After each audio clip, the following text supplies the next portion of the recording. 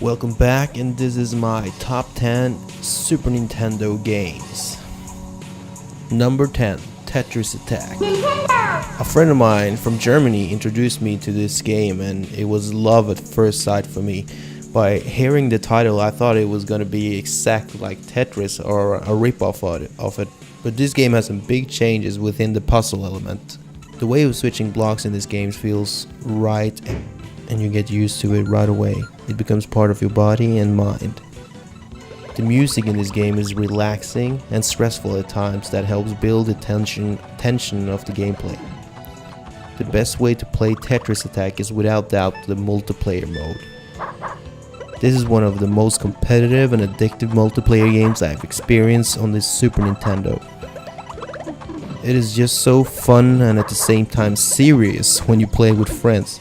So this can rather be a good friendship game or an enemy creator. I strongly recommend Tetris Attack.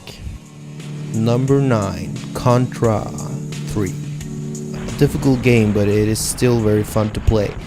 It has badass boss fights and kick-ass music. I gotta admit, the only thing that bothers me back then and to this day is the levels with the top-down view. I found those levels super uncomfortable to play. But besides that, the side-scrolling parts are true to the NES games, and I love the shit out of it. Number 8, Super Mario RPG. The first time I played this game was at my cousin's house in Chile, and I was so freaking confused. A Mario game as an RPG? How is that going to work? Well, it works damn flawlessly. The graphics and the sound for its time was beautiful, and it pushed the system for sure. And the gameplay was incredible thanks to Square Enix, formerly known as Square. What really sucks for the time was that it was only released in America and Japan. Where the hell was the love for Europe? Anyways, give this game a chance, you will not regret it. Number 7, Turtles in Time. My favorite beat 'em up game for the Super Nintendo. This game blew me and my friend's mind away as a kids in the 90s. Since Turtles was one of our favorite franchise, we could not believe that we got a good game on the SNES. The Turtles are back traveling through time to fight Shredder. The variety of moves and bosses make this game an unforgettable co-op game. It is a must-have in your collection, and the only thing that really sucks is that this game is so fucking expensive. Take a chill pill, eBay. Number 6, Street Fighter 2. I got 2 words for you. Guile's Team. I loved that track before it even became a meme. I always think of that song when I see or think of Street Fighter on this Super Nintendo. One of the best fighting games on the Super Nintendo. It is not that expensive to get a copy, so I would recommend you guys to buy it now before people start selling them for diamonds or tiara. Mortal Kombat, Clay Fighter, Killing Stick got nothing on this game. This is the ultimate fighter for the system. Go and get it. Number 5, Super Metroid. No spoilers. This game was way ahead of its time. So what is it to say? This game got thousands of fantastic reviews everywhere, and I think that is self-explanatory.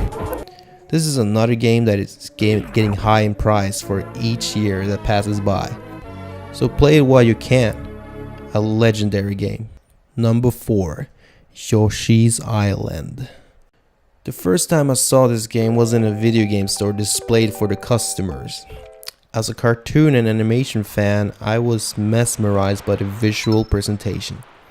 The hand-drawn childish style gave a Mario or Yoshi game a fresh breath to the SNES library.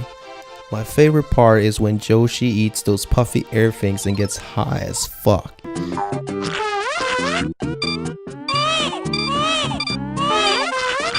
The visuals are dank as hell.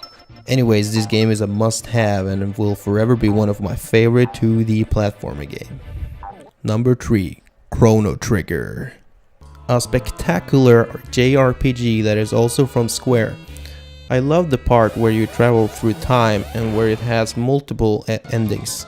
It is so huge and well done, and okay, that's it for me, man. I'm going to stop talking and just say play this game. Number 2. The Legend of Zelda: Link to the Past. I had a really hard time deciding if this game was a number 1 to me, but the love I have for the number 1 I decided to be is really strong. So Link to the Past will always be my high school crush or the amazing ex-girlfriend that I had. This game sold 4 million copies and it's still to this day an expensive game to get for your collection.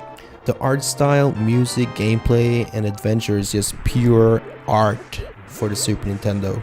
This is one of the best titles for the Super Nintendo, without doubt. If I could have like 2 number 1s for this list, I would have gladly let this game share that position, but it is only one number 1 here, unfortunately.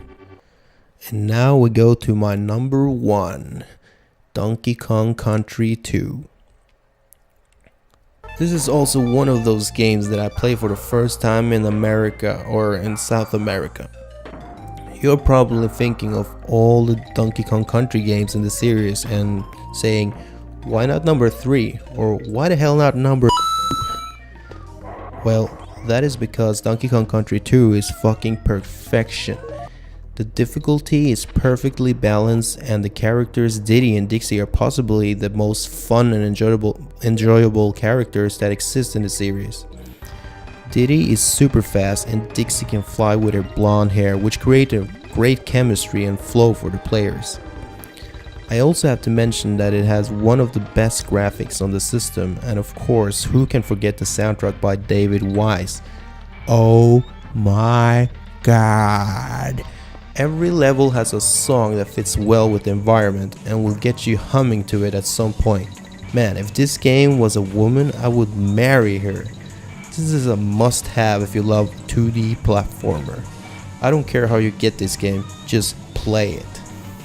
So that was my top 10 SNES game. Of course, this is my personal opinion of what a top 10 should be, so fuck it, that's how it's supposed to be, I guess. And yeah, thanks for watching. I'm glad you stayed through the whole video. Subscribe, leave a comment, you decide. You're an individual, go ahead. And again, thanks for watching. Goodbye.